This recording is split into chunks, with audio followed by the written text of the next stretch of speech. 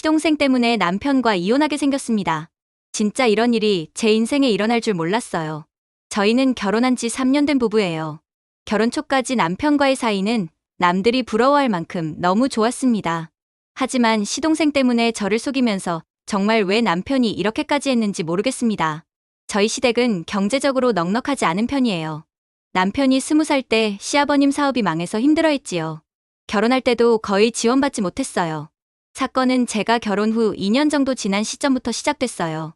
갑자기 시동생이 사업을 하겠다고 나선 거예요. 여행 관련 사업이었는데 처음엔 저희도 성인이니까 알아서 잘하겠지 생각했어요. 그런데 어느 순간 이상한 생각이 들었어요. 시동생이 사업을 크게 할 능력이 안 되는데 사업 규모가 커서 이상하단 생각이 들었어요. 그래서 남편에게 이야기했습니다. 여보, 도련님 모아놓은 돈이 있었어? 내가 알기론 지금 하는 사업 규모가 너무 큰 것 같은데? 혼자 할 수 있는 규모가 아니야. 분명 시부모님이 돈을 빌려주신 것 같아. 에이, 아니야. 그럼 장남인 나한테 말했겠지. 근데 계속 의심이 드는 거예요. 평소에도 돈을 잘 못 벌기도 하고 종종 남편한테 돈을 빌려가기도 했거든요.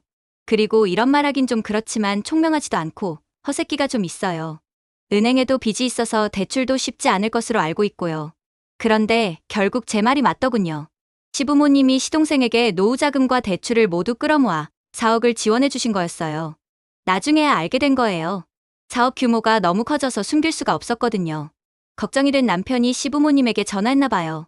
그러자 시어머님이 너는 이해하지. 서운하지 않지. 넌 장남이니까. 네가 이런 건 이해해야지. 네 동생은 별로 가진 게 없잖아. 이미 다 벌려놓은 상황에서 남편이 뭐라고 하겠어요. 이해한다고 말하더군요. 남편은 자기에게 상의도 없이 이런 일이 생긴 것에 속상해했지만 동생 일이니 그냥 넘어가기로 했습니다. 나는 외동이라 이런 경험이 없어서 그런지 몰라도 내 부모님이 나 몰래 내 형제만 지원해준다고 하면 나는 서운할 거야. 자기는 안 서운해? 동생이 잘 되면 나도 좋지. 그래, 부모님이니까 자기가 서운하지 않다고 하면 나도 서운해하지 않을게. 시부모님 돈이 우리 돈도 아닌걸. 그때 뭔가 쎄한 느낌이 들었어요. 혹시 도련님이 우리한테 돈 빌려달라는 소리 나오지 않았으면 좋겠어. 우리도 대출이 있고 우리 딸 키우면서 생활비도 늘 마이너스잖아. 그런 일 생기지 않게 해줘. 알았어. 걱정하지 마. 그런데 6개월 후에 시동생이 갑자기 우리 집에 왔어요. 신용대출 1억을 받아달라고 하면서요. 이미 남편을 통해서 신용조회까지 끝낸 상태였어요. 이 소리 듣는데 정말 화가 나더군요. 남편에게 이미 말을 한 상태인데다 미리 신용조회까지 했다니요. 기가 막혔습니다. 왜 일을 이렇게까지 하는데? 분명 내가 말했잖아. 동생이 너무 힘들어하길래 금방 갚는다고 했어. 티격태격 말다툼하다가 결국 시동생에게 빌려주기로 했어요. 나 몰래 대출 받아주면 솔직히 난 충격일 것 같다고 말했습니다. 대신 시동생에게 차용증을 쓰라고 했습니다. 시동생이 기분 나빠했지만 돈을 빌려야 하니 결국 쓰더군요. 그런데 이게 끝이 아니었습니다. 3개월 후에 갚겠다고 했는데 기한이 다 되어가는데도 말이 없더라고요. 갑자기 시동생이 또 찾아왔습니다.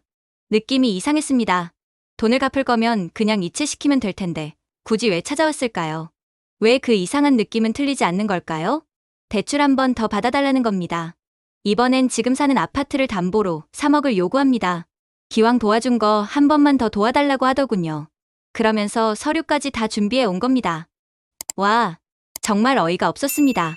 이번에 도와주면 은행 이자보다 더 높게 준다고 하면서 오늘까지 준비해 달라고 하더군요. 결정하지도 않았는데 서류 준비해 온 것부터 기분이 나빴습니다. 저는 남편에게 분명히 안 된다고 말했고 남편은 알았다고 했습니다. 결국 2차 대출은 거절했어요. 남편을 믿었죠. 시어머니도 중간에서 다시 생각해보라고 하셨지만 끝내 안 해줬습니다. 그런데 4개월 후 결국 일이 터졌습니다. 시동생이 100만 원을 주면서 2개월 후엔 돈 갚는다며 고마웠다고 합니다. 요즘 생활비 부족하니까 도움됐으면 좋겠다고 하더라고요. 사업이 잘 되는지 가전도 바꾸더라고요. 그리고 시댁 식구들 모두 해외여행을 7일간 갔어요. 저희만 빼고요. 사업을 본격적으로 시작하면 몇 년은 바쁠 거라 여행도 못 갈 거라면서요. 그러다 우연히 남편 카톡을 보게 됐어요. 시동생과의 대화 내용을 보고 싶어서 들어갔는데 거기서 모든 게 들통났어요. 정말 충격적이었습니다. 저 몰래 남편이 추가로 5천만 원을 더 빌려줬다는 것이었죠. 그리고 추가로 2천만 원을 더 빌려줘서 총 1억 7천만 원이었어요. 몸이 부들부들 떨렸습니다. 저를 얼마나 만만히 봤으면 이랬을까요? 남편한테 따졌더니 동생이 힘들게 일하려는데 그거 하나 도와준 게 잘못이냐면서 오히려 제게 화를 내더군요. 제가 이해를 못해줘서 몰래 빌려줘야 했다고 저 때문이라고 하더군요. 자동 녹음 파일까지 들어보니까 제가 거절한 직후에 시동생이 저한테 연락하고 남편 출근한 날 시동생이랑 시어머니가 와서 추가 대출을 받아 간 거였어요. 전 더 이상 시댁에 가지 않겠다고 했고 시댁 전화도 모두 안 받을 테니 알아서 빌려간 돈 갚으라고 했더니 저보고 돈밖에 모르는 사람이라고 합니다. 내가 믿고 결혼한 사람이 내게 이런 말을 한다니 저에겐 너무 큰 충격이었어요. 그래서 뭔가 서러운 감정이 올라오더군요. 울면서 말했습니다. 이혼하자고. 당신이 어떻게 나한테 그런 말을 할 수 있냐고. 당신이 나를 속였는데 왜 나한테 화를 내냐고. 당신을 믿고 있는 나한테 왜 이랬냐고 말했습니다. 그랬더니 갑자기 태세 전환하고 뭘 이런 거로 이혼하려고 하냐면서 잘못했다고 하더군요. 이런 일이 다시는 없을 거라고 했어요. 남편은 가족 단톡방도 나갔어요.